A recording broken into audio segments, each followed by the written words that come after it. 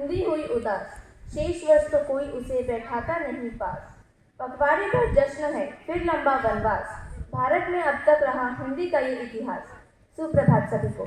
सभागार में उपस्थित प्रधानाचार्य, उप प्रधानाचार्य, शिक्षकगण, श्रोतागण व मेरे सहपाठी, आप सबका अभिवादन। मैं दक्षता आज हिंदी दिवस पर अपने विचार लेकर प्रस्तुत हुई।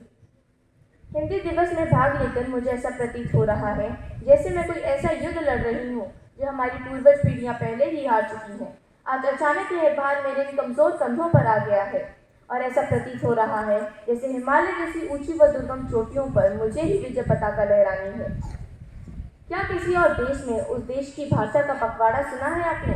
नहीं, तो हमारे देश में हमारी मातृभाषा का ये उपहास क्यों? मुझे मेरी ही मातृभाषा का महत्व समझाने के लिए मेरे ही देश में जंग लड़नी पड़ रही है। ये लज्जा का विषय नहीं तो क्या है? ये विडंबना नहीं तो क्या है? भाषा अभिव्यक्ति का सर्वाधिक विश्वसनीय माध्यम है। ये हमारे समाज के निर्माण, विकास, परंपरा व संस्कृति का एकमात्र साधन है। भाषा के बिना मनुष्य अधूरा है और अपने गौरवशाली इतिहास से वंचित थी। भाषा राष्ट्रीय एकता का एकमात्र आधार है। भारतेंदु हरिश्चंद्र जी ने भी कहा है, निज भाषा उन्नति आहे, सब उन्नति को मूल, बिन निज भाषा ज्ञान की मिटत न हिय की सूझ। अंग्रेजी पढ़ी के यद्यपि सब गुण होत परवीन, पर निज भाषा ज्ञान बिन रहत हीन के ही। हिंदी भाषा वक्ताओं की ताकत है, लेखकों का अभिमान है, हमारे पूर्वजों की आन बान शान है। ये महज एक भाषा नहीं है, बल्कि हम सब देशवासियों को एकता के सूत्र में पिरोने वाला धागा है। हिंदी भाषा एकमात्र ऐसी भाषा है जिसे हम जैसा बोलते हैं ठीक वैसा ही लिखते हैं। ये हमारे राष्ट्र की अस्मिता और प्राणमय का प्रतीक है। भाषा हमारे देश की एकता व अखंडता के लिए रामबाण औषधि है। ये हमारे देश की आत्मा होती है जो देशवासियों को, उनकी भावनाओं को इस अटूट रिश्ते में बांधती है। चीन में चीनी, जापान में जापानी और इंग्लैंड में अंग्रेजी, तो हिंदुस्तान में हिंदी क्यों नहीं? मैं आपसे ये कोई कौन बनेगा करोड़पति का सवाल तो नहीं पूछ रही, और ना ही मेरे पास आपके लिए 4 विकल्प हैं। वैसे भी ये समय विकल्पों का नहीं, संकल्पों का है।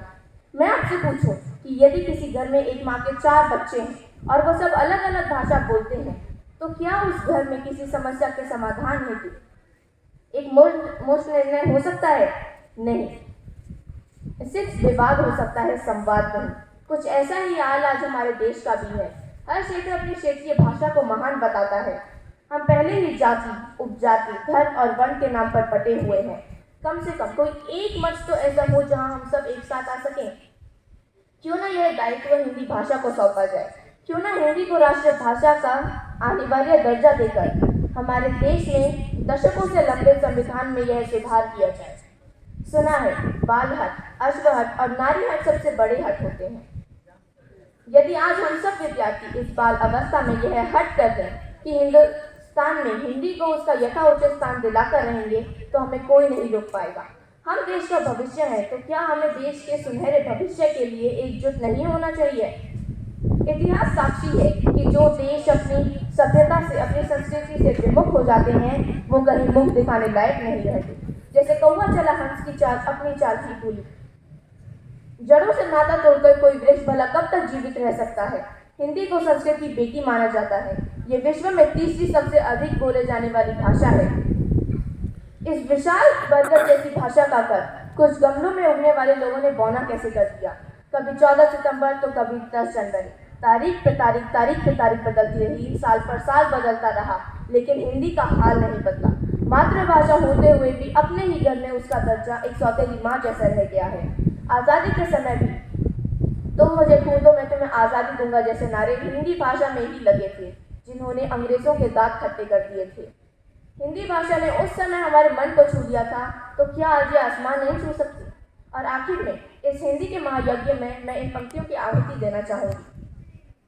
अपनी भाषा बोलने में ना करो अब लाज, अपनी भाषा बोलने में ना करो अब लाज। एक देश हो, एक भेष हो, एक हो आवाज़। तू मैं बंद करो, रहो ना अब नाराज। तू मैं बंद करो, रहो ना अब नाराज। फिर से बनेगा देखना भारत दुनिया का सरताज। धन्यवाद। जय हिंद।